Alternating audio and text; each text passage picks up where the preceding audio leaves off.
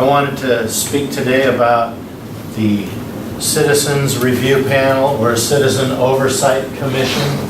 I understand there's a county here in Washington State that has formed a panel, and they're going to be reviewing different cases, different issues concerning government conduct and or misconduct, and rendering opinions, I hope, about whether or not the conduct is lawful. And they're calling their panel a Citizens Oversight Commission. I'm a big fan of this idea, and the reason we need something like this is because prosecutors won't enforce the law against public servants. Public servants get away with whatever they do because prosecutors won't prosecute public servants. And if a prosecution is brought against a public servant, they still have to go before a judge. And our courts, time after time, let us down. My name is David Merlin. My website is takefromcaesar.us. Nothing you're going to hear me say is intended as legal advice. Anything that sounds like that to you, just consider it something somebody else might do on a planet far, far away where the law matters. It doesn't matter here. It's the reason we're here today is because the law does not matter. The Citizens Oversight Commission, number one, we'll just call it the panel. Whatever you want to call yours is your business. In Minneapolis, the city council made a provision providing for the establishment of a review panel, an oversight commission run by citizens, and then the city kept encroaching on the panel's authority. There's a big fuss, if you will, among the members of the panel saying the government's exerting too much control over the panel. We can't do what we wanted to do with the panel. I encourage you to do this independently of government. Keep them totally out of it. Keep the press utterly uninvolved in what you do as a panel. This is just a panel. It's not a branch of government, and so you won't be issuing indictments. But you also won't necessarily be the only one. There could be 10 panels in one city, which I think is a great step. Because every panel, let's say they got 6 people on the panel, that's 60 people looking at government constantly. It's a good thing. Yeah. So a review panel, it's a great idea. If and as a panel member or as a proponent of setting up a panel, I would encourage that everybody that's going to set up a group get the advice and or participation of a certified professional, certified paralegals, a legal secretary from an attorney's office, maybe even a criminal defense lawyer, as a panelist, as a participant in your procedure, in your structure, in the rules that will form your charter. My name's Dave. I want to set up this panel, and I set up this panel, and in the charter, what I want to do to avoid anybody in the future going, oh, Dave's got his panel over there. I want a rule in my charter that says once we've heard 50 controversies, Dave is no longer associated with the panel as anything other than a consultant. I won't make any decisions. I won't write any of the rules. And so it's not Dave's panel. I'm going to participate long enough to get it off the ground, help with the administration of it because of my knowledge of litigation, and help the panel get its feet on the ground regarding what they should and should not do, who they should allow input from to affect the panel's procedure, who they should exclude. I personally will never use the term common law grand jury or sovereign citizen or anti-tax movement or patriot movement or patriot. I am simply, with my panel, what I would seek to do is to review the conduct somebody complains of to the panel and compare that to criminal statutes to determine if the conduct constitutes a crime. If not a crime, it might be an abuse of discretion. Either one of those is a great reason to go to that police officer's boss and say, we won't be patrolled by this individual anymore. You keep them at least out of our neighborhood. And this is your last warning. You get him out of that patrol car. He's unfit, he shouldn't have a gun. Look at this report, and it's a report from the panel. So the panel is first, but secondly is the defendant. That's triangle. In litigation, when you're writing notes and you want to rough draft a lawsuit, I would say defendant by saying this instead of spelling out the word defendant. If I wanted to say plaintiff or prosecution, I'd use the pi signal, excuse me, or pi sign. So the second, I want to keep the defendant in mind, because if you're going to allege this person's a criminal, if they're a felon, suddenly everyone in the country that learns of this conduct, they've just acquired the right to arrest this felon. And so they're high on my list of concerns, because the last thing I want is for somebody to be falsely arrested. If the officer didn't commit a felony, why would I want that officer arrested for being a felon? Isn't that one of the things they do to us that we really take exception to? False arrest, pulling us over without probable cause. I don't want to put myself in those shoes. And it's easy to be better than our prosecutors. Michael Idland. Anybody recognize that name? Pardon me. Michael Idland was a Washington State patrolman who, patrolling the east side on swing shift, would wait for women he thought were attractive to leave the cocktail lounges, and he would then pull them over on the highway in contrived drunk driving stops, meaning with no cause, and physically molest them, going so far as to manually penetrate them during searches under their clothing, and then arrest them and take them to the cop shop and do it again at the cop shop. I read affidavits that the FBI received from 7 of his victims, and he was busted, and he's sitting in King County Jail for 16 months. And the reason I say this is I'm on the outside, and if I'm a woman in Washington State specifically, but anywhere in the country really, and I see this officer charged the way he was, with felony counts, and after 16 months he pleads out to nothing more severe than a gross misdemeanor, custodial interference, so that he won't have to report as a sex offender in the future.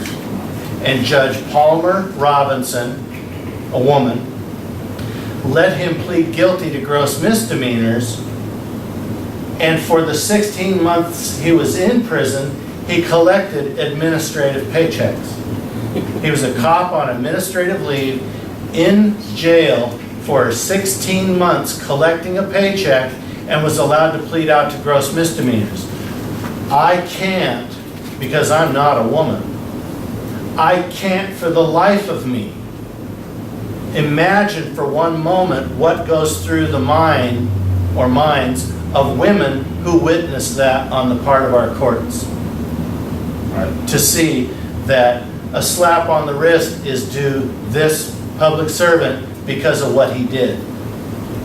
And we're out here going, despite what he did, not because of what he did. The judge's mind is, because of what you did, gross misdemeanor, guilty plea, and you got paid for 16 months. And we're out here saying, despite what he did, he got 16 months of pay and was able to plead out to a gross misdemeanor. Okay, so that's why we're here today, is we know this inadequacy exists, But at the same time, I'm not going to use my panel to put our signatures to a piece of paper that the complainant comes to me with a complaint about misconduct. I'm not going to put my signature on something that really doesn't deserve the gravity that comes along with the opinion that this is a felony this public servant's committed and he can be arrested. I want legitimacy for my panel.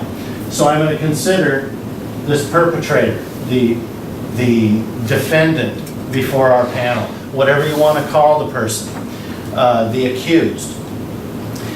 Secondly, and I'm going to put CA for citizen's arrest right here, but secondly, notice, it's a tenet of due process that when you're accused of anything, you have the right to appear and defend. And so I'm going to notify this defendant before I have a hearing. If you have evidence to the contrary, get in here, we're going to have a hearing about you, we're going to videotape it, at least audio tape it. It's going on the internet because our panel has a website, and right in the notice I'm going to put my web address. This is full disclosure. Leading up to the establishment of our first hearing, when I finally got everything in place and I know what I'm going to do at my first hearing with my panel, the review panel for the citizens, it's not my panel.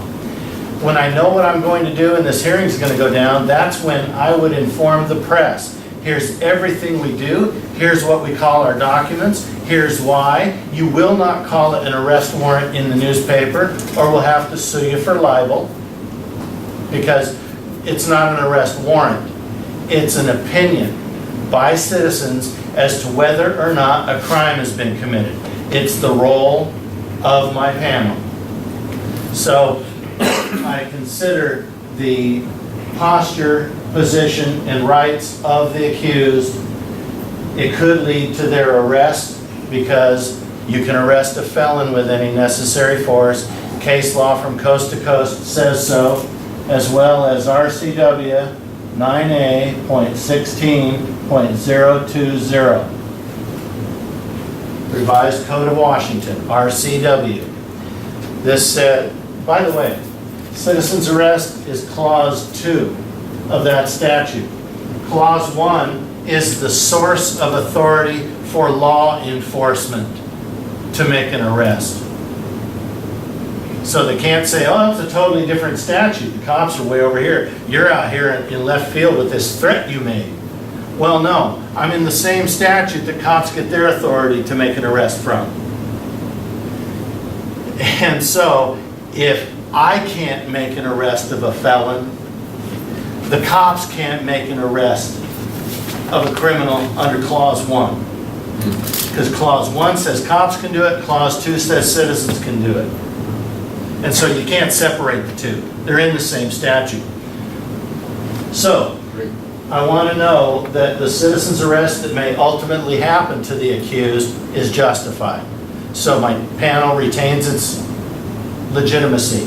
And I'll tell the media in advance, here's our charter, here's everything we do, here's a sample of the paperwork, and it's going to have Joe Lunchbucket on all of it. It's a generic name that I give. Instead of John Smith or John Doe, it's Joe Lunchbucket. And I'll give them a set of the documents to show here's what we're doing. It's just to render a decision. Our opinion as a panel, we've considered the evidence, we've notified the accused, he can come in and prove to the contrary if he wants. If he doesn't, and we base our opinion solely on the evidence submitted to us by the accused, it's not our fault. We gave the guy the chance to come in and give us evidence to the contrary. And so I've still retained my legitimacy. Meaning the purpose of my panel is preserved as exactly what I said I intended to be when I introduced it to the media and introduced it to the city police department, the city council, the county sheriff, the county council, especially the county and city risk management department. Because if they know people are looking real close at government, that's when tort happens to rise to the top and is exposed. It happens all the time, But when people are really looking for it, they find it more often than when they're not looking for it.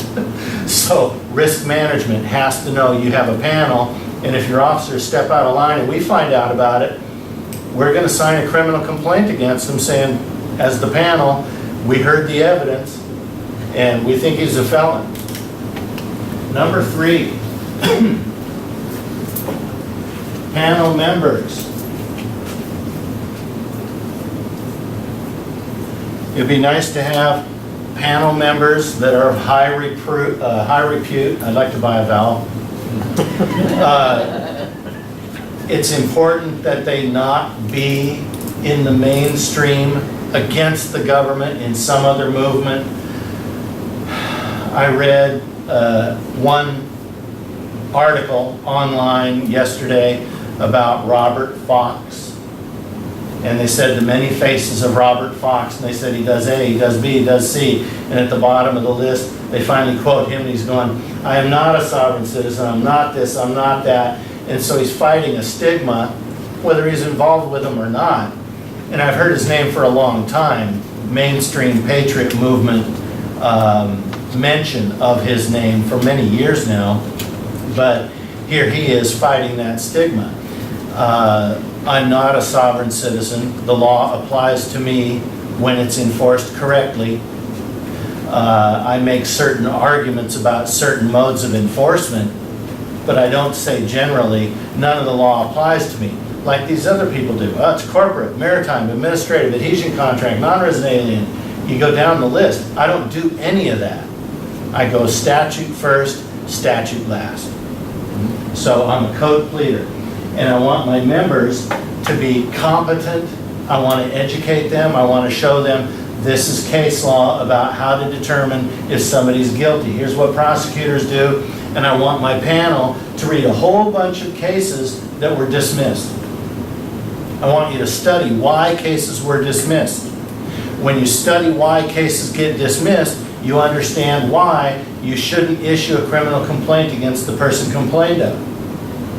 Because you've already seen why people get dismissed. Well, we shouldn't write this because for the same reason this case was dismissed over here and the criminal complaint didn't follow this person, it shouldn't follow this guy.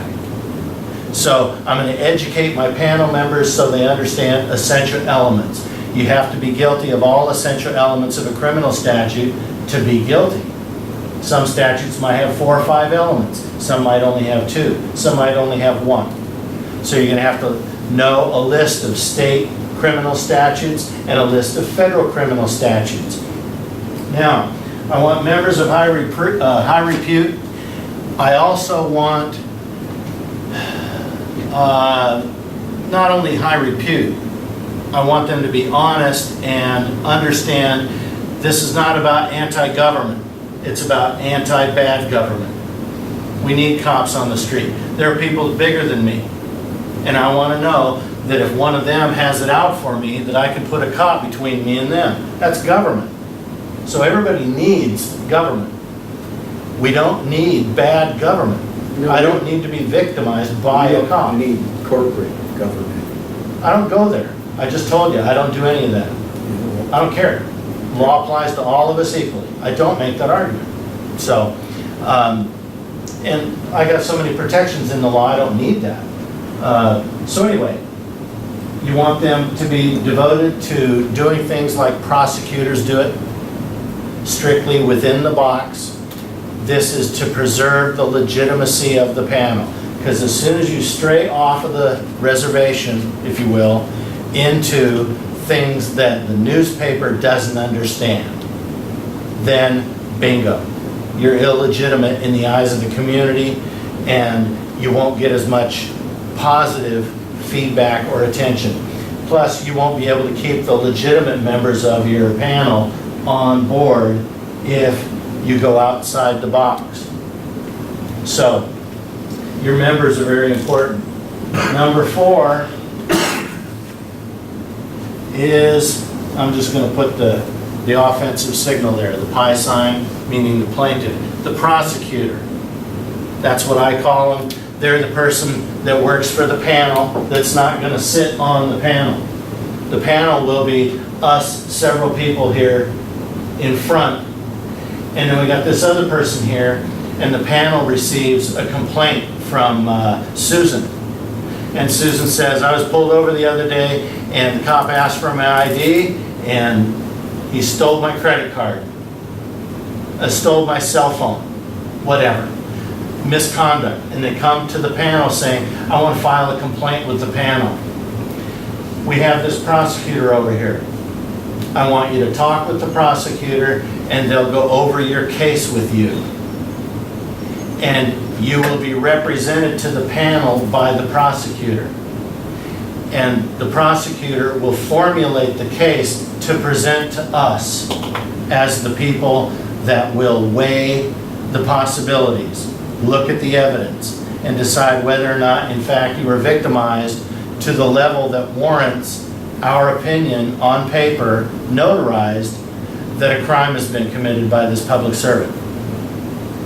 So the prosecutor is just what you can call him, whatever you want. It's your panel.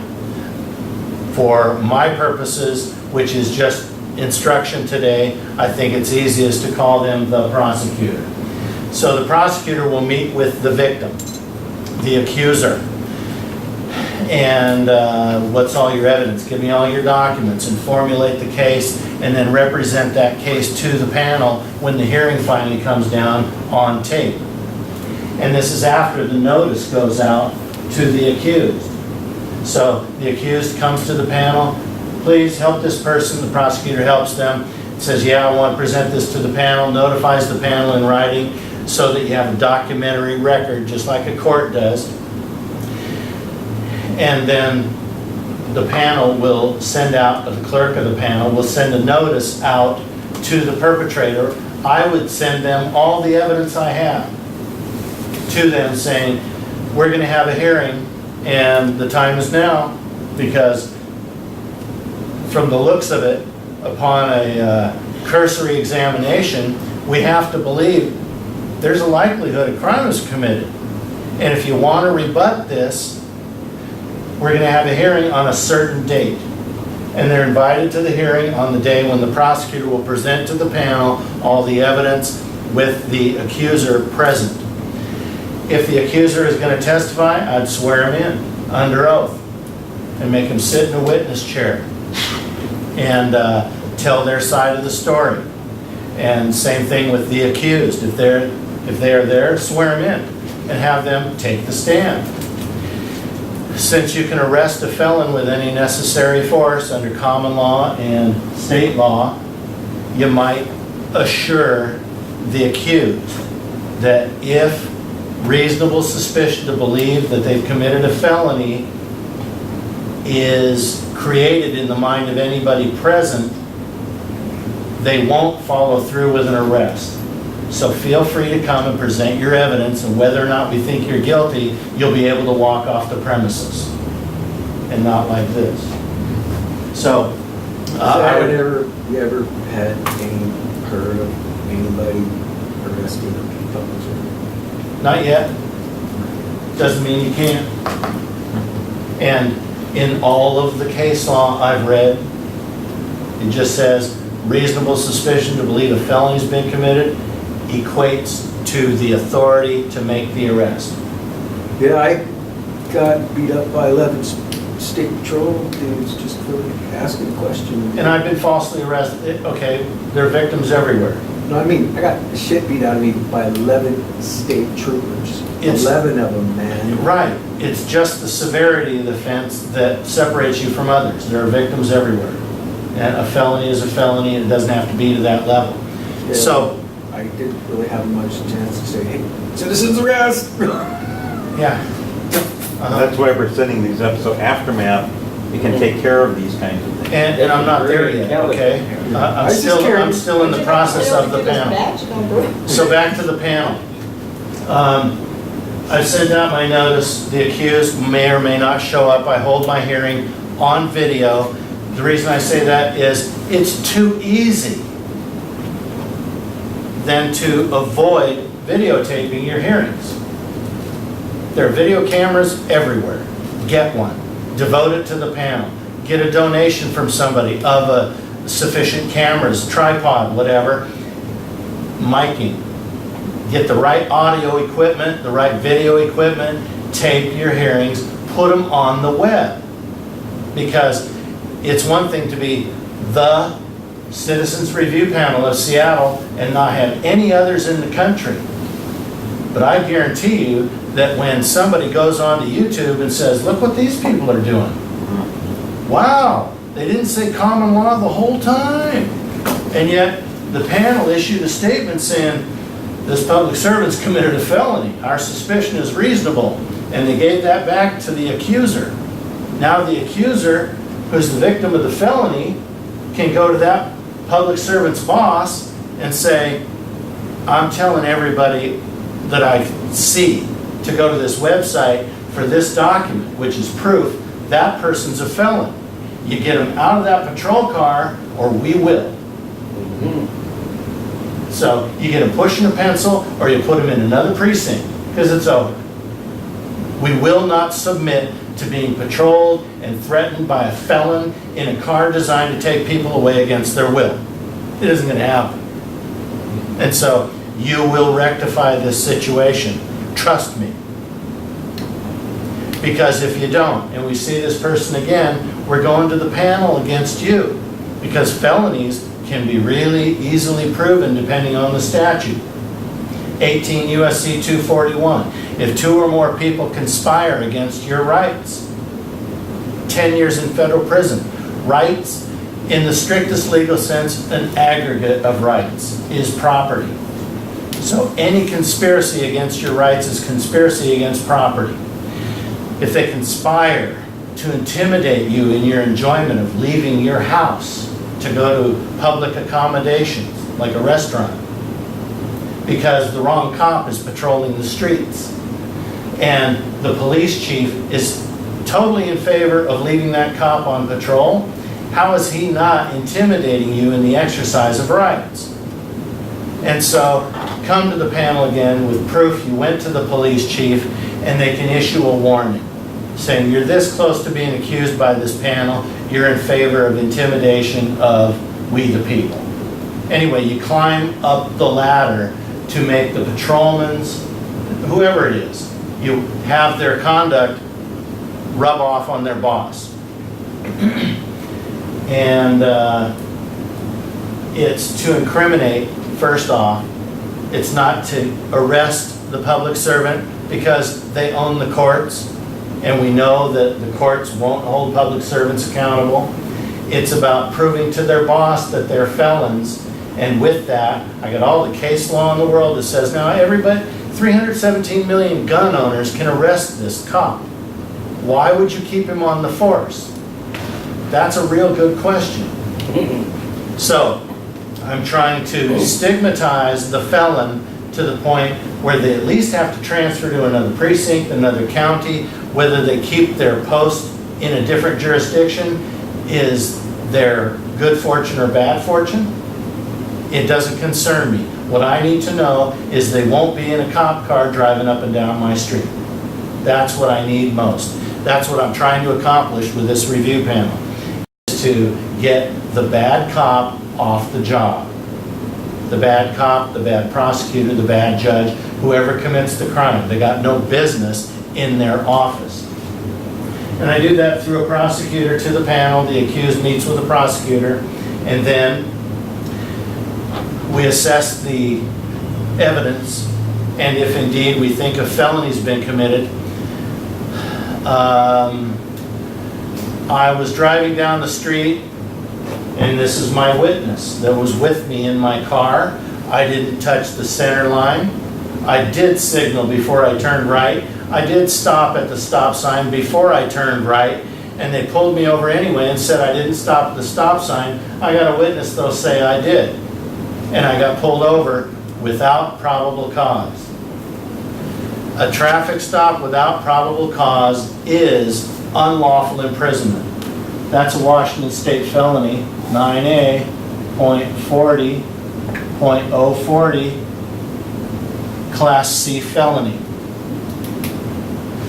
And so I got a witness's statement if I was the prosecutor, I'd say, okay, I need, before I approach the panel with you, before I present your case to the panel, I need a sworn statement from you and your witness that that indeed is the way it went down. And then I come to the panel, and the panel says, looks like unlawful imprisonment to me. Put together a notice with all the evidence and send it to the officer saying on a certain date there's going to be a hearing about this evidence. And on cursory examination, we're tempted to believe a felony's been committed. If you have evidence to the contrary, bring it with you. We're meeting on this date. Dress nicely, it'll be taped. And here's our website. So they can go to the website and see the type of documents you write. They can see your charter. They can see other videos of people that you've had reviews about or over. And then the prosecutor approaches the panel on that hearing date and says, we have this witness, and here's the accuser, and you have the evidence in front of you. And from the looks of things, I don't see the accused here, so we're on our own today. And I'd like to call my first witness. And I called the person that was sitting beside the accuser in their car. And they testified, ABC, XYZ, there was no reason. Okay, thank you very much. And now we call the accuser, and they deliver their sworn testimony on camera, because it's going to go on the web, the full hearing, however long it takes. And then the panel says,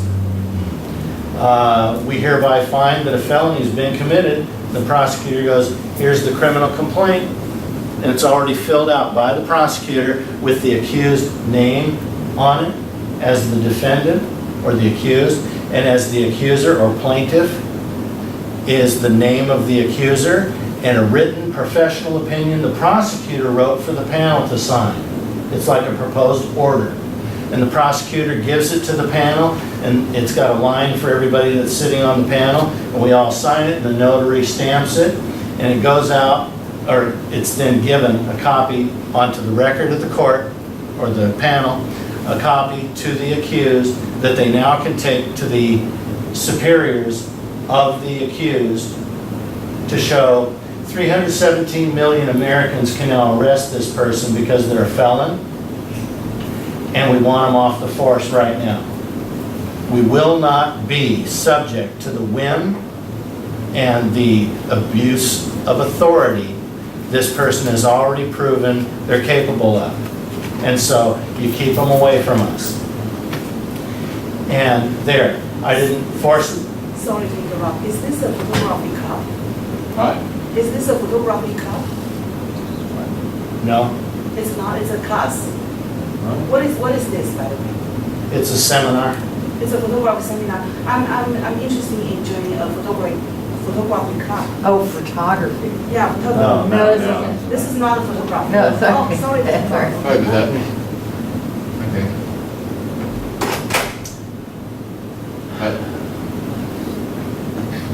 That was a 37 minutes in. A little bit of editing to Yes, do. I would say so.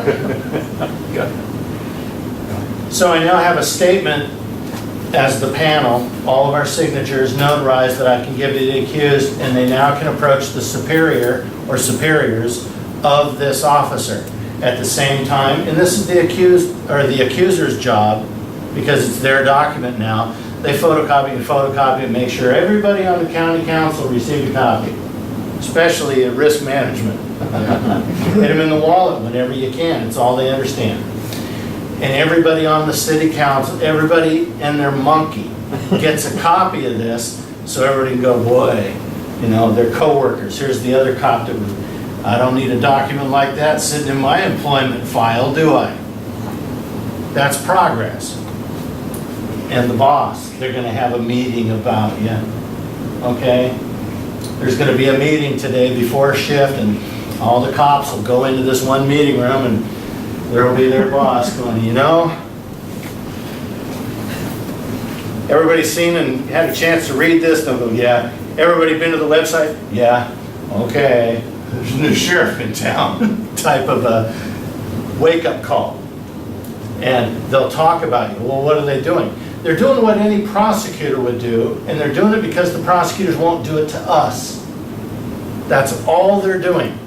We've read their documents, been to their website, seen what they do, watched their hearings. They're doing everything properly, and they aren't stepping over the authority of a prosecutor. They're simply writing professional legal opinions as a panel in their own personal opinions. They aren't claiming to be attorneys. They aren't claiming to be experts, judges, prosecutors, justices. They're just a citizens review panel, and within the panel they have names like prosecutor, whatever, but they're not issuing indictments, arrest warrants, or anything like that. Just opinions as to whether or not a felony's been committed, going no further than to state that they feel their suspicions are reasonable. That's the extent of my authority. I walk right up to this statute and I stop. My suspicions are reasonable. Because when I stop there, I still have the authority to arrest a felon. Now, if they want to split hairs, let's look at how difficult it would be. Oh, you can't go arrest a public servant. Well, I got all these cases that say I can arrest a felon. And it doesn't say, unless the felony is one of these type of felonies. It says any felon. Any felony, violation, any felon. So I don't have to catch the police officer in the middle of a sexual assault of a child. I can catch him in the middle of an unlawful arrest. I can catch him in the middle of extortion. It doesn't have to be violence. Nowhere in the case law I've read does it say it depends on the felony. And nowhere did I see a spot, any comment by any of these judges that says, unless it's a public servant. And so there is no line. Any felony. A felony can be as easy as conspiracy against rights, as I mentioned. Conspiracy against rights. Official misconduct is a state statute. It's only a gross misdemeanor, 9A.80.010, Revised Code of Washington. If a public servant engages in unauthorized conduct or fails to perform a duty imposed upon them by law to deprive somebody of a right or privilege, bam, gross misdemeanor, year in jail max, $5,000 maximum fine. Well, what if they violate court rules? Is that unauthorized conduct? Yes. If the case against you is being conducted or held or was commenced to get your money, and they have to commit a gross misdemeanor in the process, how is that not a conspiracy against your rights under 18 U.S.C. 241? I just reduced a traffic case where they violated a court rule to a felony. Under Title 18, 1351, that's inland piracy. There's all kinds of felony statutes. I'm pointing toward a specific one. All right. What you're able to find on your own is anybody's guess. So anyway, if you commit a gross misdemeanor to get my money, and it's the prosecutor, the judge, that's two persons who've conspired to deprive somebody of a right or privilege secured by the Constitution, my property. So I've just turned a traffic case with a violation of court rules into a felony. It's a felony to start with, and now we're going beyond the panel into number 5. And that's 5 just for these purposes of today's little mini seminar. Number 5, extraordinary, I'm just going to put extra. You're going to have instances that are always a felony. No matter when they do them, no matter who does them, but they do them all the time, and that is revealed through proof that, look what they've always been doing to us. They've never had the authority to do that. And yet, it costs me money. If I don't pay the money, they'll put me in jail, and they'll take my car, whatever. They steal my stuff.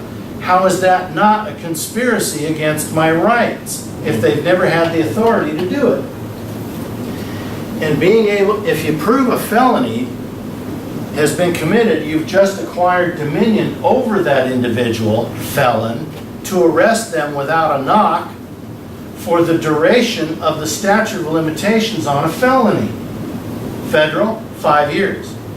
Washington state law, felony committed by a public servant, 10 years. I just got the right to arrest you on Christmas morning in front of your children, officer, for 10 years. What were you thinking? So if you could prove 99% of the time or more that government contacts the individual, it's about state or federal income taxes or motor vehicle code. If you weren't subject to either one of those, how close to sovereign would you in fact be, where the government had no reason to even approach you, unless you were negligent or a property owner? This manual is called Codebreaker, the Section 83, America's Forgotten Paragraph. 83A is said to apply to all compensation for services. It explains how to tax it. Right up through 2011, Second Circuit, Goodmanson versus United States. At the heart of this case is Internal Revenue Code Section 83, which governs the taxation of property received or transferred in connection with the performance of services. Back to 1979, Cohn versus Commissioner, C-O-H-N. That's a tax court case that says, and that, by the way, is 73 USTC 443, 446, 79 USTC.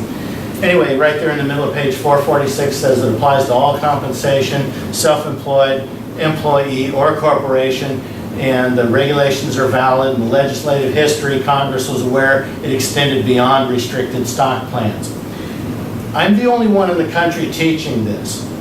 The first 57 pages of this manual were written in 1994. I wrote it in 1994, and in March of this year, 2014, I added 30 pages to it to bring it up to date and then publish it.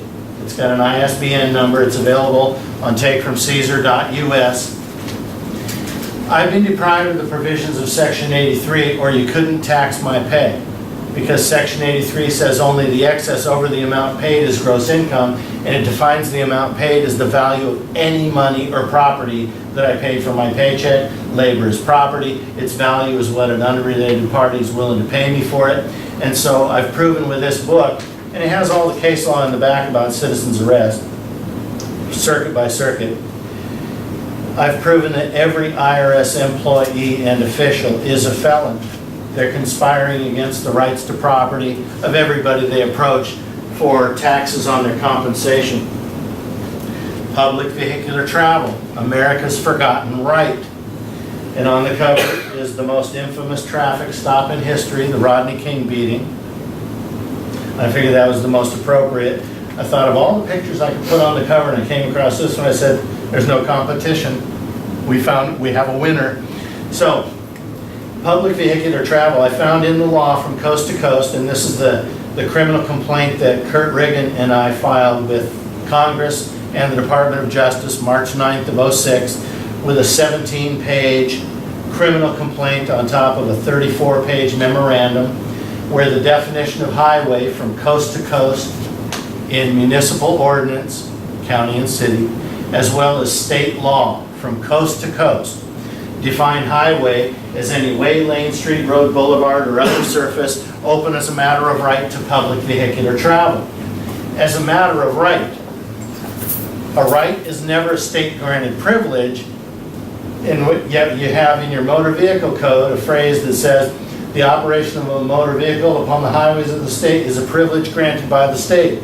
A right is not a state-granted privilege, and a state-granted privilege is not a right. They're two distinct, separate modes of conduct. And so, with this book, and the government can't refute a word of it, I've proven that everybody involved in the enforcement of the motor vehicle code against public vehicular travelers is a felon. They're all at least conspiring against my rights. They use the mail fraud, 18 U.S.C. 1341, 20 years max. They used wire, radio, or television. They got the click it or ticket advertisement on TV to all the travelers saying, if you don't click it, you get a ticket. Well, that's a threat of using the motor vehicle code against me when it doesn't apply. And so fraud by wire, radio, or television, 18 U.S.C. 1343, 20 years in prison. They're extorting money from me. It's a pattern of illegal conduct. That's racketeering. All these federal felonies, as well as all the state felonies that come along with it. So what I've just done is proven that there's cause. I'll take one person before the panel, but it's a precursor to an extraordinary writ. A writ that doesn't say, oh, the cop stole your cell phone, that's a crime. It's a writ that says, the cop did what? And this is illegal? Well, all the cops do it. It's time for an extraordinary writ of probable cause. Not just a writ of probable cause because this person was falsely arrested. It's an extraordinary writ because they're doing it to everybody. And so with one person's complaint to the panel, I'll take care of a systemic problem by issuing a professional opinion from the panel. We're professional in as much as we are educated on how to spot a felony, and we hereby proclaim that anybody engaged in this mode of conduct is a felon. In this criminal complaint, I've alleged that the governor, the attorney general, the director of licensing, all traffic cops, the counties and cities and the prosecutors are all engaged in, I'm going to look at the list of statutes here in the caption of the complaint, and it says 18 U.S.C. 4, misprision of felony. If you know of a felony and don't report it, and you're concealing it, you're guilty of a crime. 241, conspiracy against rights. 242, deprivation of rights under color of law. 876D, mailing, threatening communications. 880, receiving proceeds of extortion. But I think that's only officers of the United States. 1341, 1343, the mail fraud and wire fraud statutes. 1951A, interference with articles in commerce. 1962, A, C, and D, racketeering. So I've named them as felons under all those statutes and accused them with the top of government. They deny nothing. And in cases where this is injected into the proceedings and the officer is told to appear, when I appear on my ticket, I want the officer, because when we take the stand, I'm going to ask them about public vehicular travel, and they see it's in the law from coast to coast. They read the memorandum. Typically, they tell the officer not to appear so they can dismiss the ticket, case after case. Not every case. You can't predict corruption, so you make your best effort. But anyway, somebody comes to the panel and says, look at this. I was just a public vehicular traveler, and I got a citation under the Motor Vehicle Code. That's all they allege. But based on this argument, it's proof that a felony's been committed. And so the panel goes, that's terrible. We think it's a felony. In fact, I'll be darned, this is a systemic problem here. We better issue an extraordinary writ that says this officer and any similarly situated officer, governor of this state, director of licensing, judge, prosecutor, anybody involved in the misenforcement of the Motor Vehicle Code against public vehicular travelers, we hereby state our opinion that our suspicions are reasonable. We gave them notice that they could come in and appear. They haven't presented anything to the contrary of this memorandum, despite the fact it was served on them. And so we hereby issue this extraordinary writ against this officer and any similarly situated individual. There's an extraordinary writ that proves any cop that misenforces the Motor Vehicle Code can be, and I'm going to send notice to the state attorney general, because in my memorandum, I have excerpts from attorney general's reports from the 50s and 60s saying you have the right to travel in your automobile on the highway. So I'll invite the state attorney general to the hearing. They won't show because there's nothing they can say.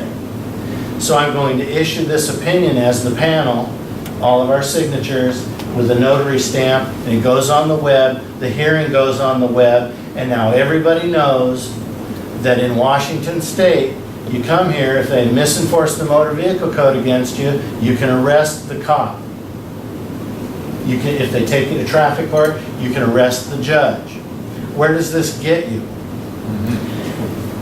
If the panel were to acquire and issue on a donation basis maybe window stickers or bumper stickers and notify the local government. When you see this sticker, understand we are of the beliefs expressed on that website. How do you like me now? Don't make me articulate my beliefs to your traffic court judge. Just don't do it. Because I'll be loaded with this paperwork, this memorandum, this briefing. I will join you to a federal complaint nobody can refute. And you're a felon. And it'll be online. You can keep your pen in your pocket and let me go. I understand the window sticker is small. You missed it this time, officer. But if you take that pen out of your pocket, this is the direction where all this is headed. There's going to be a hearing in your honor before the panel. There's going to be a picture of your ID that the department issues to you. By the way, in a traffic stop, 46.61.020 says in a traffic stop, so that you know you're dealing with a bona fide police officer, they're required to produce their photo ID from the department. It's called evidence of authorization. If you ask the state patrol for this, they'll drop everything they're doing, run to their car and get it, and show it to you. You do this to a municipal cop, they'll lean into their lapel mic, give me backup, I got a constitutionalist. Okay. So you can ask for it. I don't know what response you'll get, depending on how ignorant and unprofessional the officer may happen to be. So anyway, all this is going to be a matter of record if you take that pen out of your pocket. I know my tabs are expired, but I wasn't endangering anybody. And all this could just be water under the bridge, and you could have a nice day, I could have a nice day, instead of generating a complaint to the prosecutor of this panel so that we can have a hearing where your name's on the web, a film about you's on the web, your documents are on the web, your employment file's on the web. Why go there? So now I've just taken another step right out of it. If they take their pen out of their pocket, the copy of the extraordinary writ and my complaint to the panel goes to their boss. The other extraordinary writ, we'll call this one PVT, Public Vehicular Travel. The other one is income tax. And this would apply to state and federal. Most states that have an income tax say your state income tax is a portion of your federal income tax. Well, the federal tax code didn't impose a tax on me, see Section 83A, and this extraordinary writ that the panel issued. When the first person came to them and said, you know, our director of revenue for the state, or this IRS agent over here, wants money from me that I don't owe, and they're harassing me through the mail, they lien my house, whatever. Well, if that isn't a conspiracy against your rights, I don't know what is. Unless they can prove Section 83 operated, in their conclusion, you owe a tax on the value of your labor. And so, as the panel, you would issue an extraordinary writ against this mode of enforcement, a systemic problem. I'm going to arrest you. They might call that a threat. The panel has to know what a threat is, because if one of their members is charged, let's say worst case scenario, you're threatening a public servant. Well, the panel has to know that if more than one public servant says that, and it's not a threat, and they should know it's not a threat, how is that not a conspiracy against the rights of the person that's been either criminally charged or menaced as if they were about to be charged? Our handout today, Citizens Arrest versus True Threats, begins with that topic. Public servants have all this authority, and through the lack of knowledge of our rights, of which most Americans are guilty, this ignorance of rights with this ignorance of fundamental rights, goes my rights. Because you can't act alone. The people that act alone end up in jail. And if you have numbers in your favor, then you are making progress. And that's why the panel, we took the accuser, the emotional victim, out of the loop. We're disinterested parties, but we know enough to look at the evidence, and we have a list of criminal statutes we've studied, case law about those statutes that we've read, federal and state, and we're going to hear evidence from this person, and we notified the public servant, maybe even the city or county attorney, that if they got evidence to the contrary or proof that this conduct is legal, you can appear at our hearing. We'd love to hear from you. You'll be sworn in, you'll be on tape, and it will go on the web. Those are the rules of the panel. Nobody escapes that. So anyway, worst case, they'll fly off the handle at you. You have to be ready for that as well, with knowledge of what constitutes a threat. First page. If you object in any way to any public servant's theft of your property, assault of your children, or criminal trespass upon your land, or burglarization of your home, you are always accused of having threatened a public servant. This will result in criminal charges against you and your children, your spouse, or anyone who lives within 10 city blocks of where the protest was verbalized. What do the courts say about this? Is such a protest a threat to commit an act of unlawful violence against another individual? Notice how that was in quotes. Threat to commit an act of unlawful violence. In the middle of the page, you're a felon, and I'm going to convince others that they have the authority to arrest you, and you will be arrested. This is as close as I would come to presenting this to a public servant. Twice, maybe, you might say, you're under arrest. I'm not waiting for others.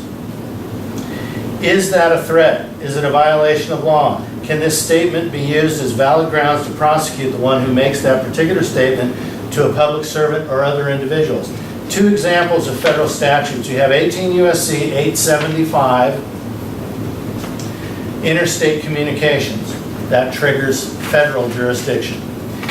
Any demand or request for a ransom or reward for the release of a kidnapped person, or with the intent to extort money out of somebody, to threaten to kidnap any person or threat to injure another person.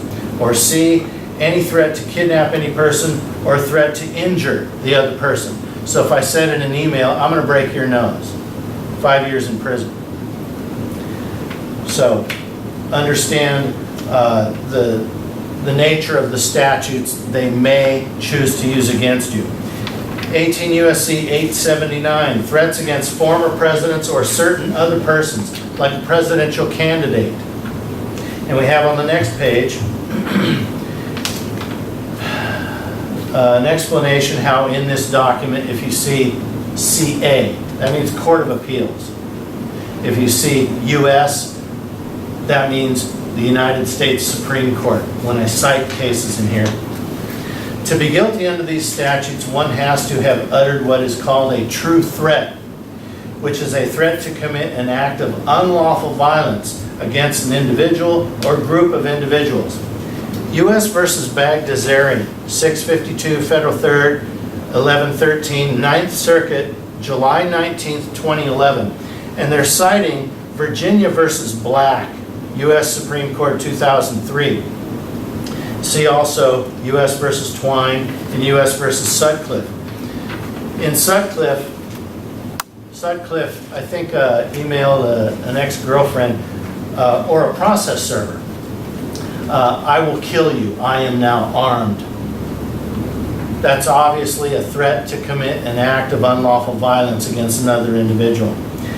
But Walter Bagdasarian, on a blog, said these things about presidential candidate Obama before he was elected. Obama, F the N-word. He will have a .50 caliber in his head pretty soon. Shoot the N-word. The country is F'd for another 4 years.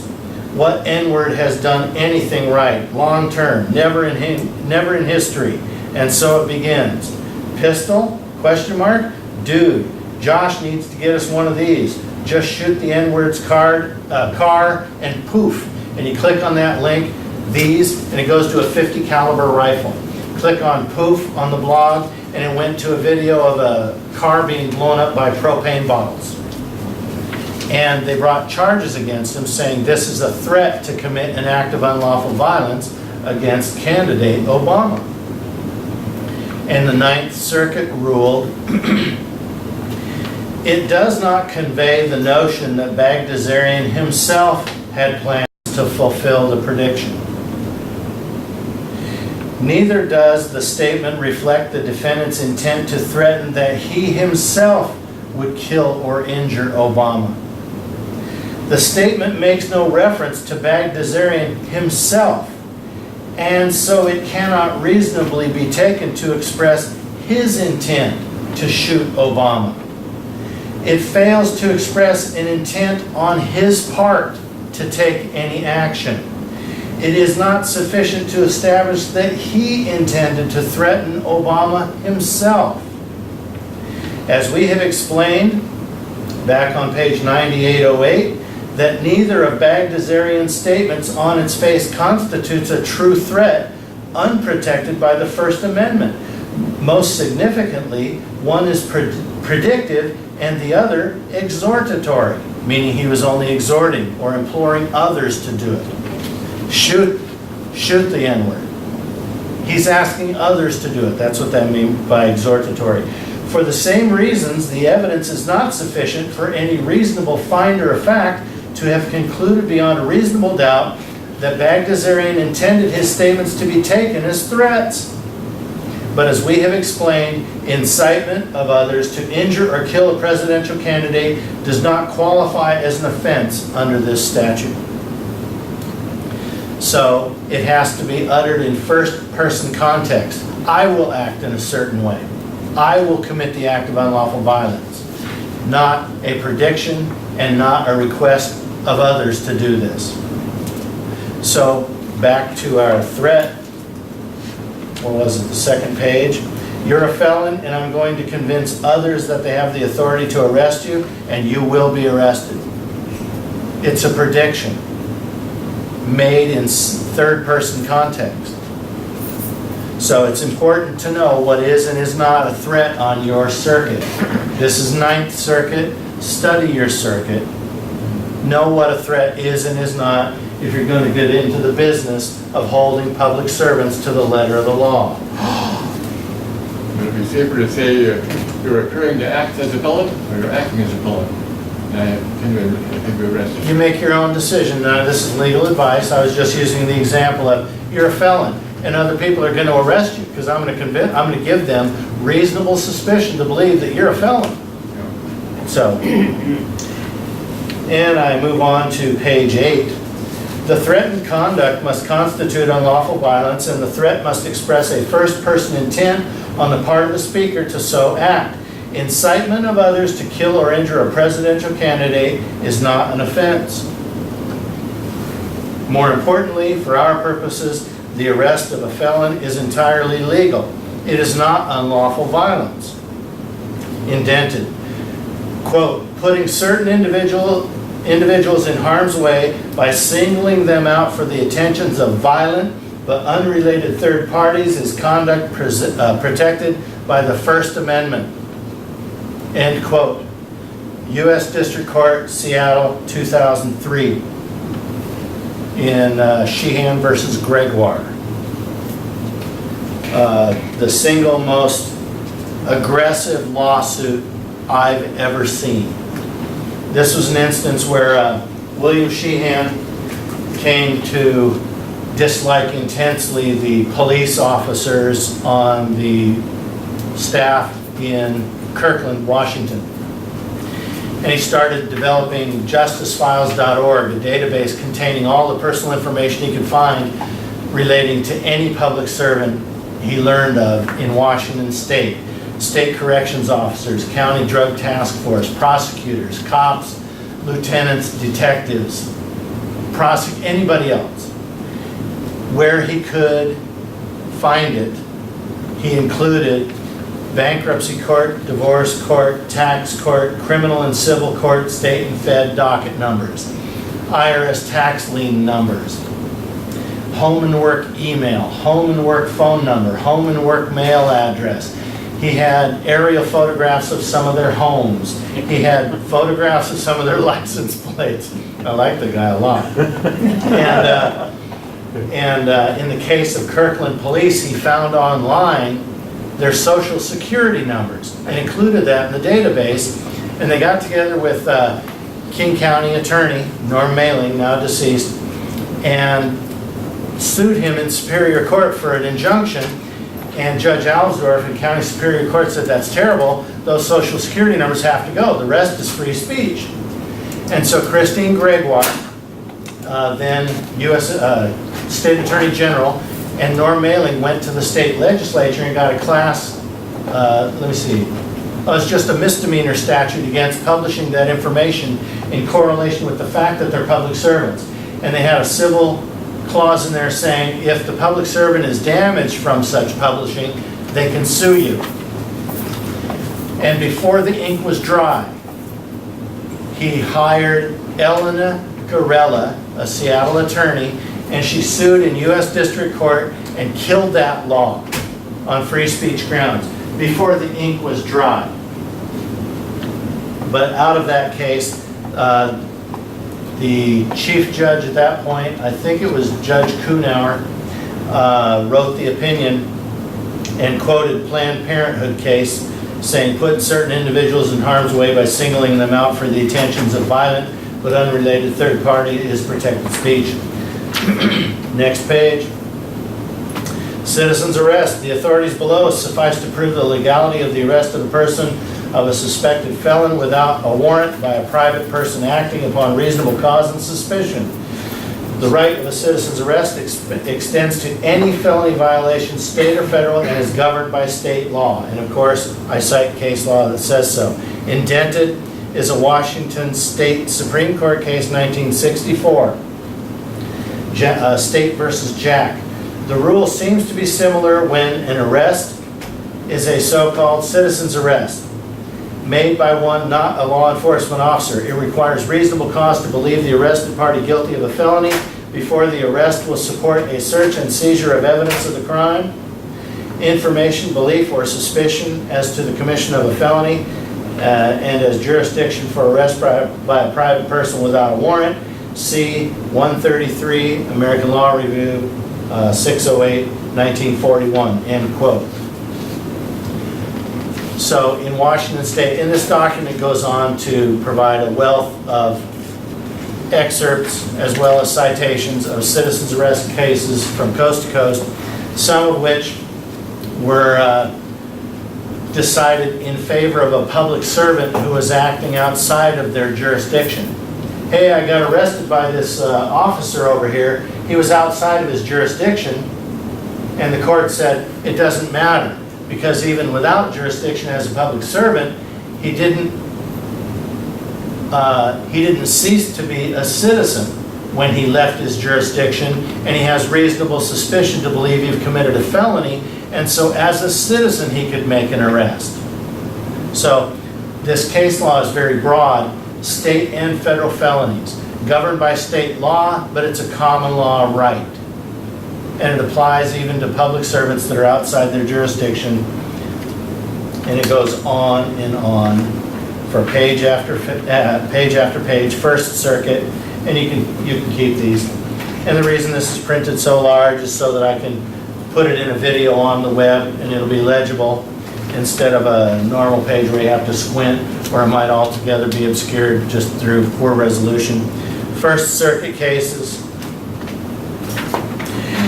and Second Circuit cases, and I'm getting to the Ninth Circuit. Scrolling forward, Sixth Circuit, page 15, Eighth Circuit, Ninth Circuit, page 18, Foss versus U.S., 1920. I like this. It is the duty and the right, not only of every peace officer of the United States, but of every citizen, to assist in prosecuting and in securing the punishment of a breach of the peace of the United States. It is the right as well as the duty of every citizen, when called upon by the proper officer, to act as part of the posse comitatus in upholding the laws of the country. This is what we're doing here by forming a panel. We're engaging the wrongdoer in the process because the prosecutor won't do it. And so as a panel, it's out of control. You got the militarization of the police department, the inadequacies of the prosecutor, the unwillingness to hold public servants to the letter of the law. We're going to go so far as to prove to the officer, the offender, whatever post they hold, that they're a felon. And to convince their boss, their own oversight body, whether it's the county or city council, the police chief, the county sheriff, we're going to convince them a felony's been committed and we want this person removed from office. They shouldn't have a gun out in public, or they shouldn't be a prosecutor anymore unless they're going to prosecute all crimes. So we are petitioning you, their bosses, to get them off the job. This is our vote of no confidence, and it takes the shape of a criminal complaint. Jack versus Ray, 1966, 9th Circuit, this is page 20. Under all of the facts, it is established to my satisfaction that the arrest was lawful and the search incident to it. This made the evidence admissible. Reasonable cause to believe that a felony has been committed and the arrested person committed it are sufficient to legalize the arrest, even if made by private citizens. And this judge, 9th Circuit, 1966, goes on to cite several other circuits. A couple of them went all the way to the Supreme Court, cert denied. Meaning, everything's fine, we're the Supreme Court, we don't need to hear this. Everything's fine. Citizen's arrest is legal. And again, none of this is legal advice. You're going to have all the sites you need right here. Go to the web, look them up. Elkanich, 1964. Speaking of probable cause, sufficient to justify an arrest without a warrant, the Supreme Court in Draper versus U.S. stated, in dealing with probable cause, as the very name implies, we deal with probabilities. These are not technical. They are the factual and practical considerations of everyday life on which reasonable and prudent men, not legal technicians, act. Probable cause exists where the facts and circumstances within the knowledge, within parentheses, the arresting officer's knowledge, and of which they have reasonable trustworthy information, are sufficient in themselves to warrant a man of reasonable caution in the belief that an offense has been or is being committed. Any questions? Security guards at a casino, page 22. Smock versus Peppermill Casino. Hey, I was falsely arrested. Wrong. It looks like you committed a felony, and that's why the bouncers at the casino arrested you. It goes on and on, case after case after case. Citizen's arrest is just fine. 10th Circuit, 2012, Stroh versus U.S. DC Circuit, 1980, U.S. versus Lima. End of those sites. Now, this collection of relevant decisions from appellate and district courts across the country make clear and firmly establishes that the right to arrest a felon at large is entirely legal for anyone who has reasonable suspicion that the person to be arrested is indeed guilty of having committed the crime. A great case about citizen's arrest is State versus Sobrino, and they give the case site here. This is the Supreme Court. I like this case. U.S. versus Lanier. It went to the Supreme Court because Lanier was a judge who, as a Tennessee Chancery judge, was hearing divorce cases, and to consult with the women that had divorce cases, he would invite them into chambers to consult with them about getting a job with the court, custody of the kids, or whatever. And he took to raping them in his chambers. And the 2 women prosecutors from the Department of Justice had to take it all the way to the Supreme Court to get the indictment to stick. Wow. And the argument that the Sixth Circuit seized upon as justification to say, oh yeah, the indictment is defective. He hadn't reasonably been notified in advance of his conduct that raping them would violate their rights. Because there was no Supreme Court decision to that effect prior to this. He had pled, hey, motion to dismiss. There's no Supreme Court case that says I should have known raping them would be a violation of 18 U.S.C. 242, deprivation of rights under color of law. Just second precedent. And the Sixth Circuit said, that's terrible, you're right. The indictment's no good. And so the 2 female prosecutors goes, bullpucky, right? And took him to the Supreme Court. The Supreme Court says, we don't know where this standard comes from. We have often referred to appellate decisions. It doesn't have to be a Supreme Court case. And they say, we have referred to the Court of Appeals when inquiring whether a right was clearly established at the time of the conduct. So David Lanier, a Chancery judge, they said, oh no, the indictment is good. He flees to Mexico, and they have to go down there and bust him. And they put him back in custody, and he's pleading to get out with habeas corpus and void for vagueness. The law doesn't reasonably tell me in advance, just a scumbag. And then he goes to prison and files another habeas corpus, and the court says, he's just drumming up a whole bunch of other stuff he already argued. Then his victims in Archie versus Lanier have to take the case, their civil case, all the way to the Sixth Circuit to get a victory. U.S. District Court wasn't good enough. They had to actually go to appeals to get a confirmed kill against this guy. That's the spectacle of why we're here today, because the system won't take care of public servants who are doing wrong. It's basically the pinnacle. Hey, judicial immunity. He pled. Well, hey, okay, I'm a judge. I can rape whoever I want. Okay, and it's on paper. That too. He pled this. Said that about kids in the 80s. He Priest just said, said that, yeah. oh, I didn't know it was illegal to rape children. Well, that's ignorance of the law. But this judge pled that the law was void for vagueness. Right. It's vague when it says you can't violate somebody's rights. Okay? Wow.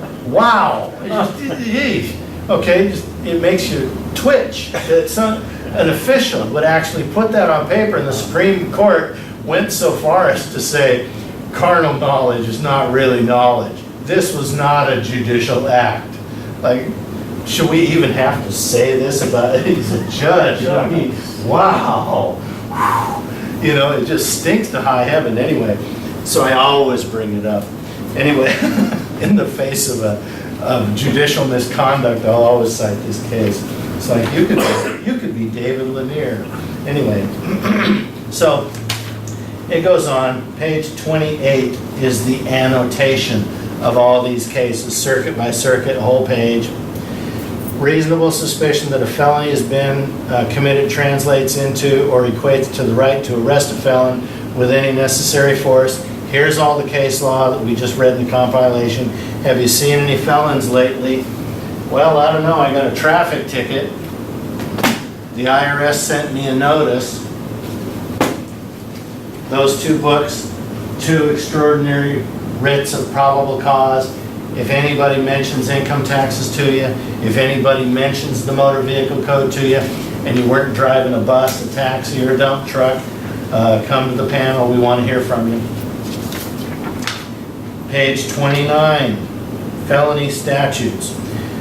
18 U.S.C. principles. Anybody in charge of an illegal operation can be charged as a principal. 18 U.S.C. 3, accessory after the fact. 18 U.S.C. 4, misprision of a felony or concealment of a felony, pardon me. 18 U.S.C. 241, conspiracy against rights. This is the easiest one. On the state level, this is the equivalent, official misconduct. If two or more persons conspire to injure, oppress, threaten, or intimidate any person in the free exercise or enjoyment of any right or privilege secured to him by the Constitution or laws of the United States, shall be fined under this title or imprisoned not more than 10 years or both. Felony. So in traffic court, they violate a court rule, that's a gross misdemeanor, official misconduct, to get my money, and they're sending me this notice to appear through the mail. Mail fraud, conspiracy against rights, we're up to 30 years in prison now for the max. I sense a felony, Your Honor. You really need to back off. You know what this little insignia I have on my lapel means, right? I'm trying to. That means well, I'm not saying Dave and his insignia, I'm saying I'm the litigant that comes from the panel. And the panel has issued its own pin, lapel pins or a name tag or whatever. You know what this means, don't you, Your Honor? Yes. Okay. That this is all going on YouTube. Okay, it's too late. The officer could have put his pin back in his pocket. I told it. I had a window sticker on my car. There's a picture of my window sticker in my exhibits. You see that? Yes, I see those. Yes. Okay, well, you get your officers in line here. None of this had to happen. Now I'm before traffic court and I'm talking citizens arrest. Why did it go this far?